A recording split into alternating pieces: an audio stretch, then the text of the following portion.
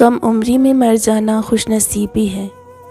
انسان کئی گناہوں سے بچ جاتا ہے اور مستقبل کی اذیتوں سے بھی، جو موت سے زیادہ تکلیف دہ ہوتی ہیں۔ رابطوں کی بھیک نہ مانگیں، جو آپ کے بغیر خوش ہیں اسے خوش رہنے دیں۔ آپ محبت کا ہاتھ کسی جانور کے لیے بڑھا دیں تو وہ آپ کو مایوس نہیں کرے گا۔ یہ وصف صرف اشرف المخلوقات کو حاصل ہے کہ وہ کسی کی دل سے دی گئی محبت کو بھی مٹی میں رول دیتے ہیں۔ جن لوگوں کو خوش کرنے کے لیے تم گناہ کرتے ہو، یاد رکھو وہ قبر میں تمہارے ساتھ نہیں ہوں گے۔ ابلیس میں 3 عین تھے، چوتھا نہیں تھا۔ عابد تھا، عارف تھا، عالم تھا، مگر عاشق نہیں تھا۔ اگر عاشق ہوتا تو ضد نہ کرتا اور سر بسجود ہو جاتا۔ عورت کوئی اندھا جوا نہیں کھیلتی، ہمیشہ سوچ سمجھ کر، اپنی عقل استعمال کر کے پھر غلط فیصلہ لے لیتی ہے۔ سورۃ الکہف کا سب سے گہرا سبق یہ ہے کہ کبھی کبھی جسے آپ اپنی زندگی کا سب سے بڑا نقصان سمجھتے ہیں، جیسے کشتی کا ٹوٹنا، وہ دراصل آپ کو کسی بڑی تباہی سے بچانے کے لیے ہوتا ہے۔ اللہ کا منصوبہ ہماری سمجھ سے باہر ہے۔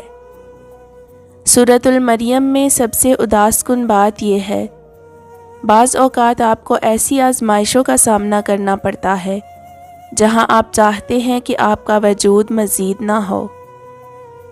سورۃ التحریم کا ایک لرزہ خیز سبق یہ ہے، کسی نیک ترین انسان کے گھر میں رہ کر اور ان کی قربت پا کر بھی انسان ہدایت سے محروم رہ سکتا ہے، جیسے حضرت نوح اور لوط کی بیویاں۔ ہدایت صرف اللہ کے ہاتھ میں ہے۔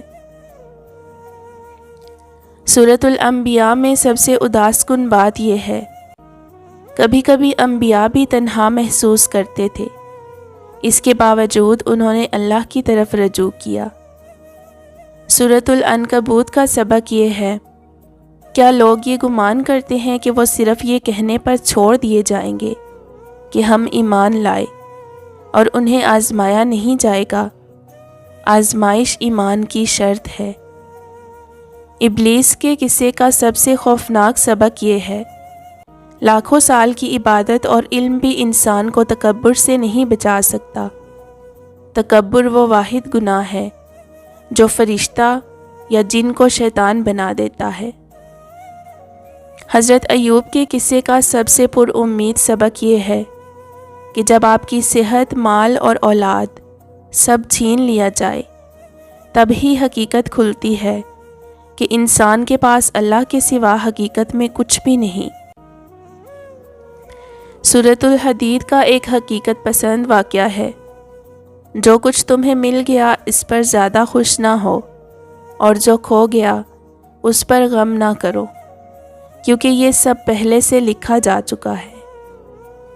حضرت ابراہیم کے قصے میں اداس کن سبق یہ ہے، ایمان باپ اور بیٹے کو بھی الگ کر سکتا ہے۔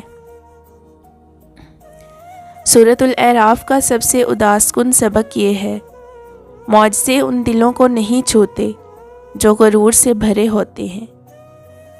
حضرت نوح علیہ السلام کے قصے میں سب سے اداس کن بات یہ ہے کہ آپ کسی ایسے شخص کو نہیں بچا سکتے جو خود کو بچانا نہیں چاہتا۔